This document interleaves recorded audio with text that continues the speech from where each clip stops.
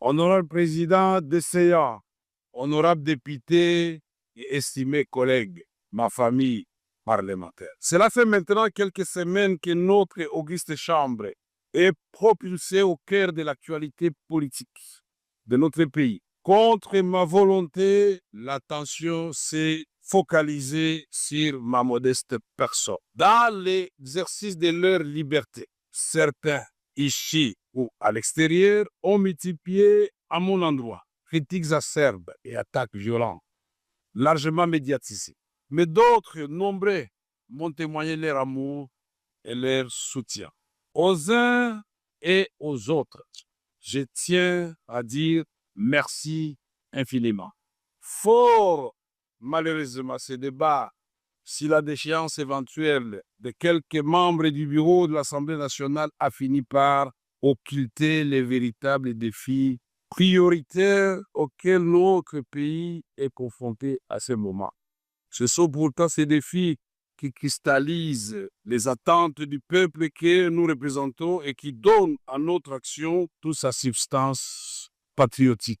L'unité nationale, la cohésion, la défense de la souveraineté et de l'intégrité territoriale, le progrès social et économique. Voilà ce qui devrait capter toute notre énergie. Je me réjouis que la plénière d'aujourd'hui mette un terme à cette parenthèse afin que, dès demain, nous retrouvions le chemin de l'essentiel. Conjuguer nos efforts pour répondre aux attentes légitimes du peuple qui nous a mandatés ici. L'essentiel, c'est aussi de se rappeler qu'au moment où nous discutons ici, il y a des populations de l'Ituri, du Nord Kivu, du Sud Kivu, en communion avec les restes des populations congolaises qui payent le plus lourd tribut d'une guerre injuste qui nous est imposée.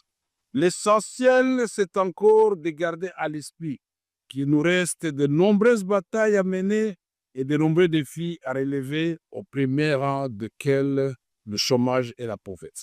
L'essentiel, enfin, c'est d'être capable de sacrifier une part de nos intérêts présents au nom de la construction radieuse d'un avenir collectif. Honorables députés, estimés collègues, à travers une pétition qui m'a été notifiée par voie d'huissier, un groupe de collègues a mis en cause ma responsabilité en qualité de président de l'Assemblée nationale, de notre auguste chambre. Une lecture minutieuse de cette initiative montre que l'essentiel des préoccupations soulevées par mes collègues pétitionnaires porte sur le traitement réservé aux honorables députés et la gouvernance de l'Assemblée nationale. Au nom du principe de redevabilité, auquel je suis profondément attaché, et qui constitue un fondement de toute société démocratique, je me suis soumis à cette procédure mise en place, comme l'a si bien dit mon petit frère et ami Peter Kazadi, président de la commission. Je me suis donc soumis à cet exercice et j'ai répondu à chacune des préoccupations des pétitionnaires. 19 septembre 2025, devant la commission spéciale et temporaire instituée à cet effet. Pièce contre pièce, j'avais promis au président de la commission et aux membres de la commission que le lendemain, j'amènerai 3 documents qu'ils avaient demandé. Premier document pour justifier tous les fonds d'avril 2024 jusqu'au mois d'août de cette année. Deuxième document, les règles générales pour la sortie de fonds. Et troisième document, c'était de preuve que cela a été fait comme cela. Ces documents ont été remis au président séance tenante devant le membre de la commission. Au terme de l'article 31 du règlement intérieur de notre Chambre, la responsabilité d'un membre du bureau, y compris celle du président, ne peut être mise en cause que par l'initiative exclusive des députés nationaux. C'est-à-dire que le quorum de recevabilité lié au nombre de signatures ne peut être apprécié qu'à condition que la qualité de chaque signataire soit indiscutablement établie. Dans les cas contraires, par bon sens et par droit, l'initiative est frappée d'irrégularité et ne saurait produire aucun effet. Or, dans le cas présent, comme je l'ai relevé devant la commission, la pétition sous examen est entachée d'irrégularité. Le cas le plus flagrant réside dans le fait qu'elle n'est pas l'œuvre exclusive des députés nationaux. Honorables députés, estimés collègues, mieux que quiconque, porté par la conviction et l'amour de la patrie, j'ai activement œuvré à l'avènement d'une alternance pacifique dans notre pays et en faveur de son Excellence, M. Félix Tshisekedi Tshilombo, président de la République et chef de l'État. Aujourd'hui, je me réjouis de constater que nombreux de ceux qui nous ont rejoints et ont épousé cette conviction que nous étions si peu à partager à son temps, celle d'une refondation de notre État autour du président Félix Antoine Tshisekedi Tshilombo. J'ai consacré l'essentiel de ma vie à la recherche de la consolidation de la paix, ainsi qu'à l'amélioration des conditions de vie de notre population. Je voudrais vous rassurer, je ne suis animé ni de colère, ni de ressentiment envers qui que ce soit. Mon cœur est trop étroit pour s'encombrer avec de tels fardeaux. Il s'emploie à entretenir l'amour fraternel et à cultiver les vertus du pardon. Honorables députés, estimés collègues, le vote attendu ici, quels qu'en soient les résultats, porterait immanquablement un coup dur aux acquis auxquels j'ai contribué moi-même et que nous sommes tous appelés à préserver.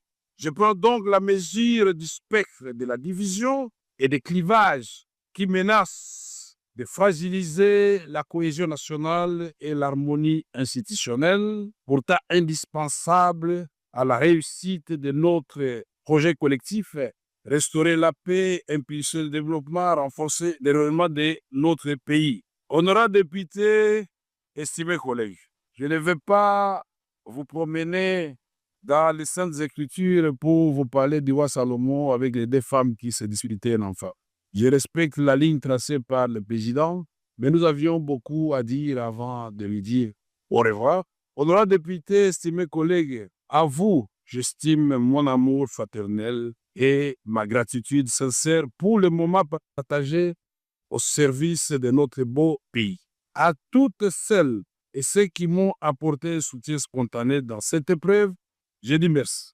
Aucun mot n'est assez fort pour exprimer ma reconnaissance. Sachez que vous pouvez toujours compter sur moi. Je vais également m'adresser à nos collègues pétitionnaires. Merci à vous. Merci car au-delà de l'épreuve, il y a l'apprentissage.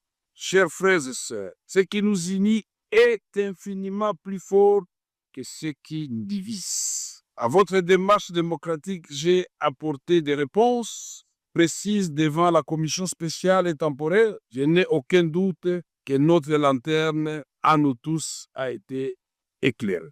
Ma gratitude s'adresse aussi au personnel administratif et aux assistants parlementaires qui abattent un travail remarquable avec zèle et abnégation. À celui qui me succédera, je souhaite plein succès dans la conduite de notre chambre. C'est ici le moment de vous annoncer ou de confirmer effectivement ce que le président de la commission, Peter Kazadi, a dit tout à l'heure. Je donc, en âme et conscience, décidé devant 110 millions de Congolais de considérer que ma petite personne ne doit pas bloquer une grande institution comme l'Assemblée nationale. J'ai donc décidé de déposer ma démission.